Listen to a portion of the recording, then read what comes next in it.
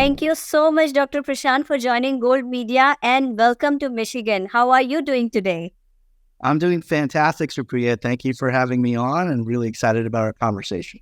Absolutely. We are excited as well. First of all, thank you for your service. I know that you work for US Army. Tell us about your little immigrant story all the way from India to US Army. Yeah, I'd be happy to. It's been one of the things that I'm most proud of. I actually was born in India, in Chennai, and moved when I was a little kid with my parents to the state of Kansas.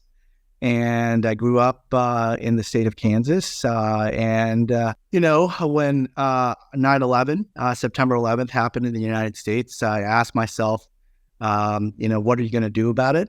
And my whole life, I've tried to be somebody that tries to solve problems and not just say things, but to do things. And so I decided to sign up for the United States Air Force.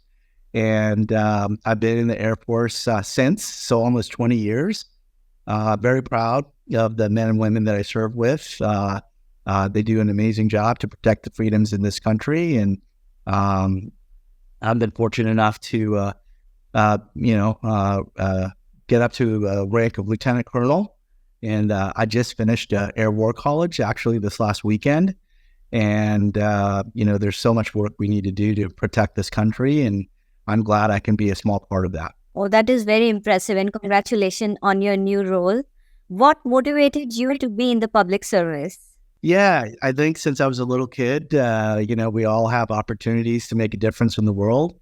And that's what public service is, right? And so when I was young, I knew I was going to go into the sciences. I knew I was going to go into medicine. So I briefly was in engineering as well. And then I changed my undergraduate degrees into microbiology and psychology. And then I got my MD from KU Medical Center. And I knew I wanted to go into cancer medicine. And so that's what I did. That's what I trained in. So after I finished my medical school, I again wanted to give back. And medicine, I think, certainly in India and certainly here in the United States and anywhere in the world is a profession of service. And so I've taken care of thousands of patients over the years that have had, horrible diagnoses. Cancer is such a bad disease. And we try to offer hope and try to take care of our patients. And, both through clinical service, but also through research, I've had an opportunity to impact probably millions of lives, so which I'm proud of. And the same thing with the military. It's a service, choice, and I'm glad I played my small part in, serving the country. And that's what I hope to do by running for office as well. So from my point of view in public office, it's the best way to give back to the community. Absolutely. So, Dr. Prashant, you are an integral part of Indian American community as well. So, what kind of support have you received so far, and what is the support that you are actually seeking from the community on your candidacy? Yeah, thanks, Apriya. It's a very important question. I think that Indian Americans here in the United States have done tremendously well for themselves.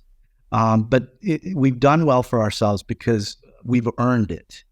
Nobody's given us anything. We believe in hard work. We believe in excellence and merit. And those are the things that I think I can, stand up for and hopefully represent in a positive way. And I think it's going to be very important for us to unite. Again, at the end of the day, for me, honestly, I don't really care about left or right, conservative or liberal, even Democrat or Republican. I care that we do the right things for the people, and we're trying to do the right things. And that's what I can, safely commit to doing, is trying to do the right things. And if that means working across the aisle and finding solutions, that's what it means. And so I'm happy to do that, but I will always fight for doing the right things. And I think many of the things that have made the Indian American community successful here, we need to protect. And that's what I'll try to do.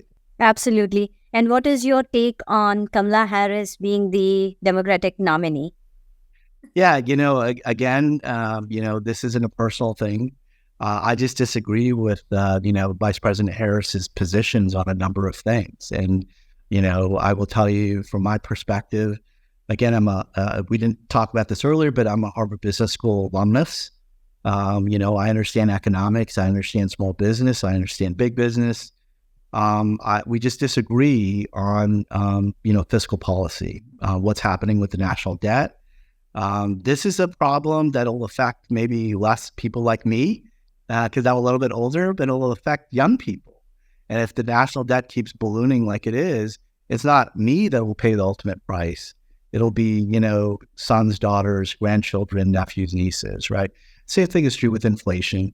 I think some of the policies have made it so that inflation is, really affected the day-to-day quality of life of people. And we can come up with better policies that I think that can help the people. So, but at the end of the day, I don't think, Vice President Harris I think she's a perfectly good person. I think she's a nice person. We just disagree on policies. And I think these policies are very important to get right so that we can, hopefully help generations of Americans starting, as soon as possible. Right. So if elected as congressman from Kansas City, what are some of the issues that you would like to address? Yeah, so there are some key issues. I've gone down to the border, the southern border. I do believe that, we need to find a solution, so that we have, a border that's not porous. And I said something that was very simple. If we can't secure the border, we can't secure the American dream.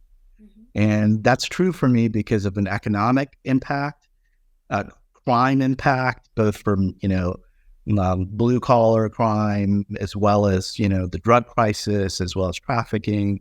It's also true from a human, public health perspective.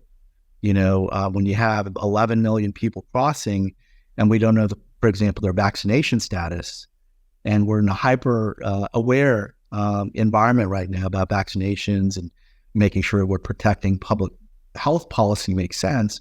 These are things that a porous border, an open border, is just not the right thing. So that's one.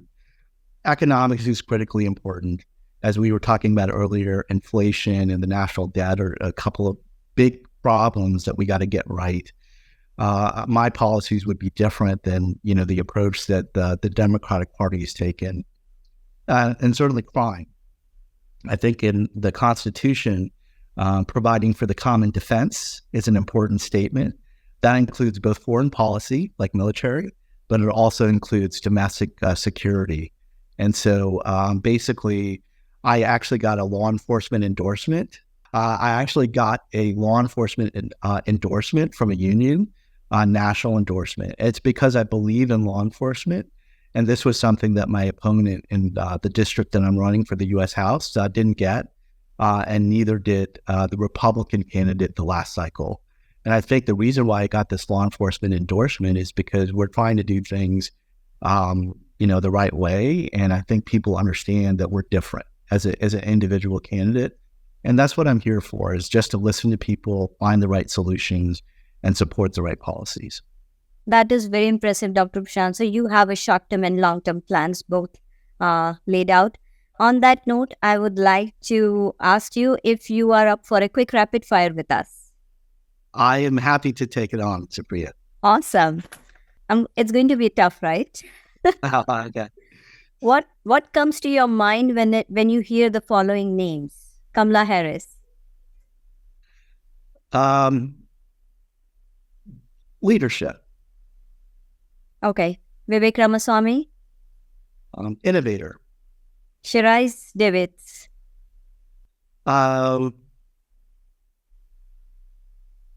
Nice person. What's your take on same-sex marriage and the LGBTQ community? It's something which is very, very important. Yeah, for sure. My one sentence there is personal freedom is very important in this country, and what people do as adults should be up to them.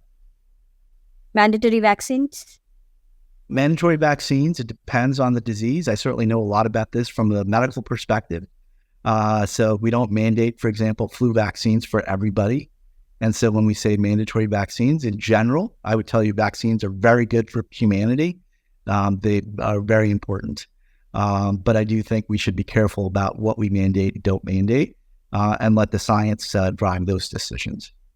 On your views on the abortion law and gun violence?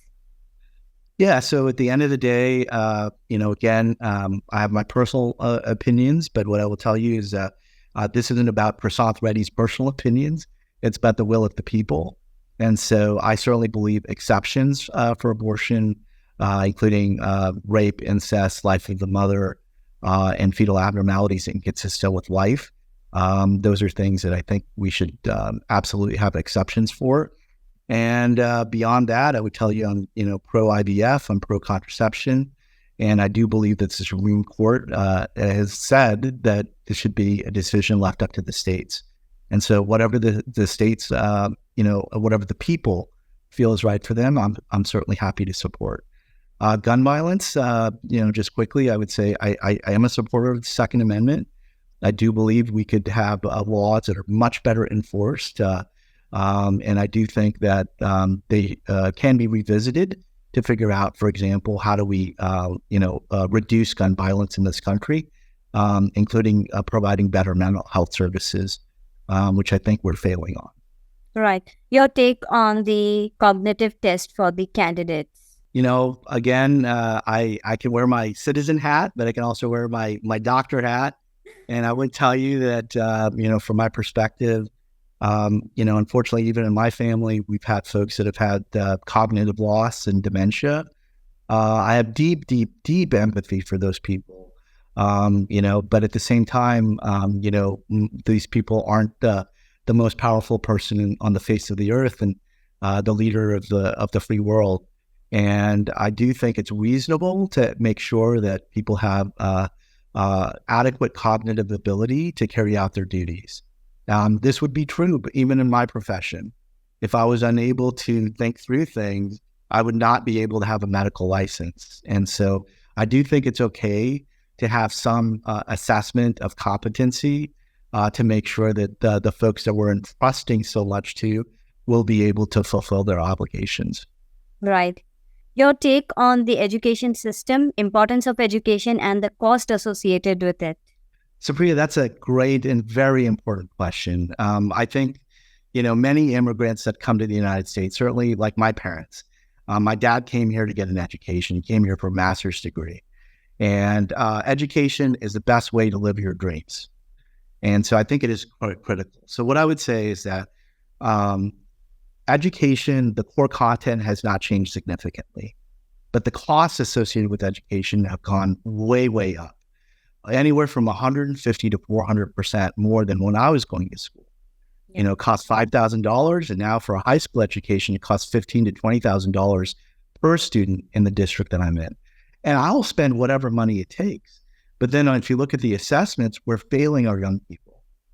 It's our job to, put them in a place for success for the future. And we're failing. And that's why I'm very worried about our education system, is that if you look at any assessments, including President Biden's assessment of high school kids, at least in my district, over half the high school students are not proficient in things as simple as English and math. We can't have that if we want success for the future. And and the other thing I'd just throw out there is, even though budgets have gone up 150 to 400%, I remember all of my teachers almost going back to kindergarten. And all I can tell you is I'm pro-teacher, but this money isn't going to teachers, and we have to do a better job. So yes, so we got to fix education. Absolutely. Thank you so much, Dr. Prasanth, for that. Thank you so much, Dr. Prasanth, for joining Gold Media today, and we wish you good luck for your candidacy in this election. Likewise, Supriya, thank you for having me, and look forward to our next conversation. Absolutely. Thank you.